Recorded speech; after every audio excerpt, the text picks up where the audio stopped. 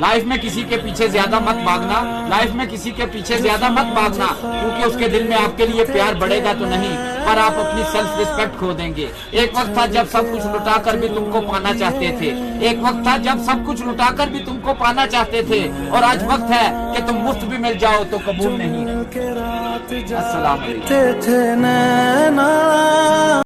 मर्द की सिर्फ पैदाइश पर ही खुशी होती है। जब वो बालिग होता है सबसे पहले अपनी माँ के लिए अपनी जान मारता है, और फिर छोटे बहन भाइयों के लिए दर्द बर्दाश्त करता है, और फिर अपनी बीवी की जरूरतें पूरी करने के लिए जमाने भर के सितम बर्दाश्त करता है, और फिर अपने बच्चों की खातिर अपनी हड्डियां तक गाल देता है। नफीस भाई, तलख हकीकत कुछ उससे फिर भी कोई नहीं होता।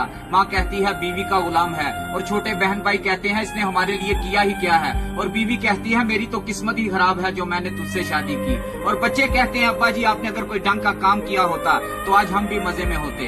अफसोस, सद अफसोस। अस्सलाम वालेकुम।